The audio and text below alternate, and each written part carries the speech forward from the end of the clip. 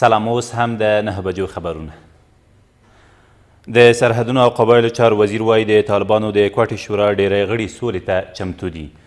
نوموړي تېره ورځ په کندهار کې په یوې ناسته کې وویل په تېرو 3 میاشتو کې څو ځله د طالبانو د کوټې شورا له غړو سره لیدنې ترسره کړي او د کوټې شورا ډیره برخه یې د سولې خبرو ته چمتو کړې ده.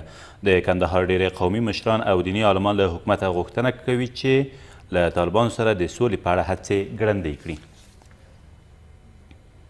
د دغه ستراتیژي لپاره چې هغه د سولې ستراتیژي ده، هغه د علماو د فتوا ده او هغه د اوربند شرایط دي چې دولت په ټولو شرایطو حاضر دی چې امیدوار یم چې موږ د مخالفینو څخه هم داسې غږ واوري.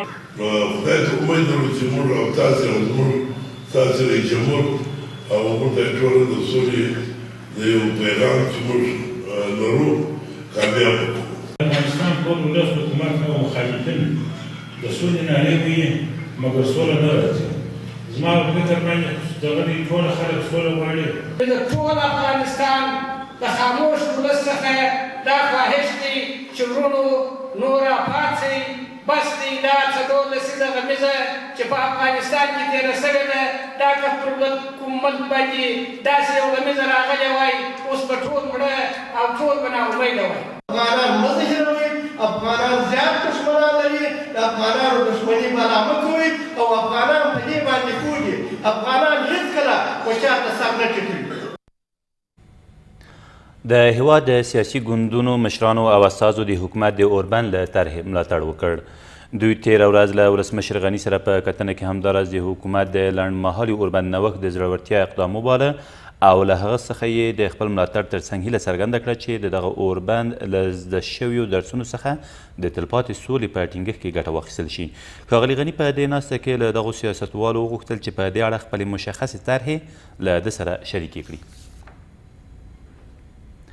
کورنۍ چارو وزارت وایي استرالیا غواړي چې د جنایي جرمونو او امنیتي ګواښونو د مخنیوي په موخه په کابل ښار کې د امنیتي کمرو سیستم په معیاري ډول فعال کړي. د دغه بنسټ لومړي مرستیال تېره ورځ په یوې ناسته کې زیاته کړه چې په کابل ښار کې د امنیتي کمرو نصبول کولی شي د جرایمو کچه راټیټه او همداراز له پولیسو سره مرستې کوي څو د جرایمو له ترسره کېدو مخنیوی وکړي. په دې ناسته کې د استرالیا مرستیال سفیر له افغانستان سره د خپل هیواد پر ژمنتیا له ټینګار سربیره وویل استرالیا لیواله ده چې له افغان دولت سره په بېلابېلو برخو کې همکاري وکړي. د بدخشان اوسیدونکي په یاد ولایت کې د کوکنارو د تولید او قاچاق د ډیروالي له امله سر ټکوي او زیاتوي چې پولیس له یادې ښکارندې سره په مبارزه کې ناکامه دي.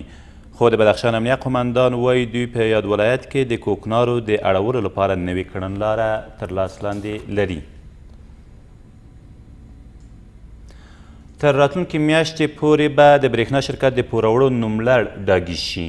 د یاد شرکت مسؤلین زیاتوي دوی د هغو زورواکو نوملړ د ټاکنو کمیسیون ته سپارلی چې د برېښنا له شرکت څخه پوروړي دي څو یاد کمیسیون د نمایندۍ له نوملړ څخه د هغوی نوم لرې کړي. او 4 داعشان په کونړ کې د بهرنیو ځواکونو په هوایي عملیاتو کې ووژل شول. د کونړ د امنیه قمندانۍ ویاند وایي دغه کسان تېر ماښام د څوکۍ ولسوالۍ په دیوګل درې کې د بې پیلوټ الوتکې په بمباریو کې له منځه تللي دي.